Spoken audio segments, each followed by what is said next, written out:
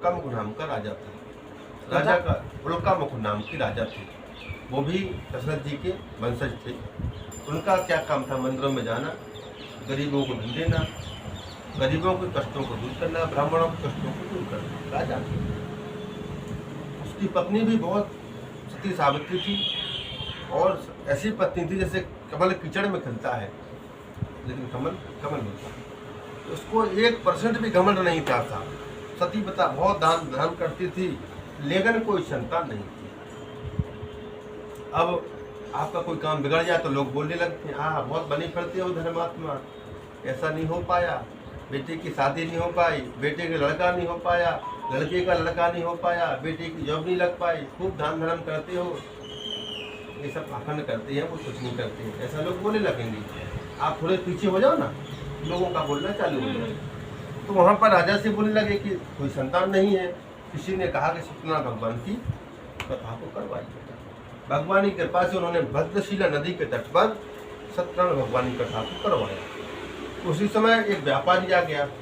व्यापार पहले नौकाओं से होता था, गाड़ी घोड़ा वाहन कुछ नहीं चलते थे, पहले नौकाओं से आना, नौका से जाना।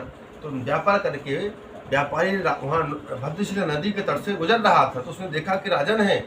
अब ऐसा नहीं है कि कोई बड़ा आदमी बैठा हो उसको रास्ता काट के आप निकल जाओ। तुरंत और व्यापारी तुरंत नाव किनारे पर ठहरा करके राजा के पास गया, प्रणाम के बोले क्या कर रहे हो? बोले मैं पुत्र की प्राप्ति के लिए सत्यनारायण भगवान की कथा को सुन रहा हूँ।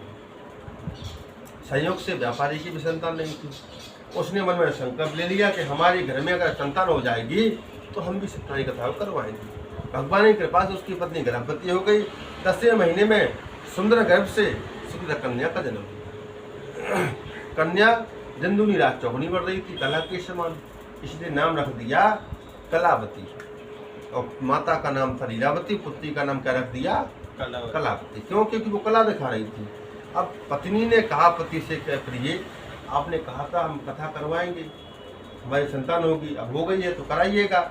बहुत कंजूस था, बोले अभी नहीं, इससे विवाह उपरांत इस को करा देंगे। भगवान की माया से लड़की शादी हो गई, विवाह कर दिया।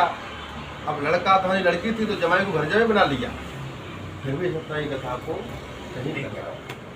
भगवान रुष्ट हो गए, श्राप दे दी कि जाओ तुम्हें दाव दुख प्राप्त हो।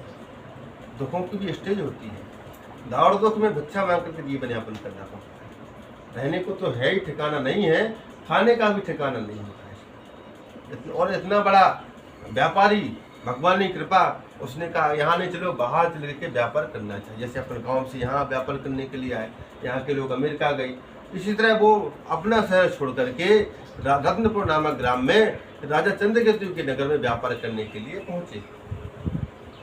लेकिन आपका भाग्य आपके साथ में जाएगा। आप कहीं भी जाओ, अगर आपके भाग्य में नहीं है तो आपको नहीं मिलेगा। जहाँ भी जाओगे दुखी रहोगे। उसके पास भगवान का श्राप लगा हुआ है। तो क्या हुआ कि राजा के नगर में चोरी हुई और चोर उसके पीछे सिपाही जा रहे थे। अब चोर घबरा गया कि हम पकड़ जाएंगे, तो जहाँ वो दोनों ससुर दामाद ठहरे हुए थे उनके ऊपर धन को फेंक दिया। दोनों चले गए। भगवान की माया, सिपाही पीछे से आ रहे थे, उन्होंने राजा के धन को रखा देखा दोनों के पास और बोला यही चोर हैं। दोनों को पकड़ कर ले गए, जेल में डाल दिया। राजा ने देखा भी नहीं, बोले जाओ कठिन से कठिन कारावास में डाल दो इनको। घर पर क्या कुदृष्टि पड़ी कि जो धन रखा था सब चोर चुरा करके ले गए, घर पर डाका पड़ गया। माँ बेटी भिक्षा मांग करके जीवन यापन कर रही हैं। बरसों बीत गए, वो वहाँ पर जेल में और यहाँ पर भीख मांग कर जीवन यापन कर रही है। पहनने को साड़ी नहीं, फटी साड़ी पहने हुए माँ बेटी भटक रही है घर। एक दिन क्या हुआ कि पुत्री रात को आई, बहुत देर हो गई। अगर बेटी देर से घर पे आए तो माता को सबसे ज़्यादा चिंता होती है कि बेटी कहाँ है, किस हाल में है। उसने कहा पति तू कहाँ थी, तेरा पति परदेश में है, तो कोई गलत कार्य तो नहीं कर रही है? बोले माँ मैं मंदिर में गई थी, सत्यनारायण भगवान की कथा हो रही थी, यह प्रसाद है। उनको स्मरण हो गया, क्योंकि बरसों बीत गए, पति राम का कोई ठिकाना नहीं। पहले टेलीफोन तो चलते नहीं थे, कोई ठिकाना नहीं है। तो उन्होंने कथा करवाई, भगवान से प्रार्थना की हे प्रभु हमारे पति और दामाद शीघ्र वापस आ गए। भगवान प्रसन्न हो गए और राजा चंद्रकेतु को स्वप्न में जाकर कह दिया कि राजन दोनों वैश्यों को छोड़ देना। राजा प्रसन्न हो गए और दोनों वैश्यों को छोड़ दिया, खूब धन दिया। अब राजा ने बुलावा भेजा कि जाओ बुला करके लाओ दोनों को सभा में। मैंने विचार कर रहा है कि राजपतानी राजा क्या करवा दे, हाथी की दाएं दबा दी, मुंह के सिर के सामने डाल दी, फांसी पर लटकवा दी, दीवार में चुनवा दी। इनको थोड़ी पता है कि रिहा कर रहा है, हमको छोड़ रहा है। तो दोनों आए और नीचा सर करके खड़े हो गए। ऐसा तो कर नहीं सकते, चोर है। क्या होगा?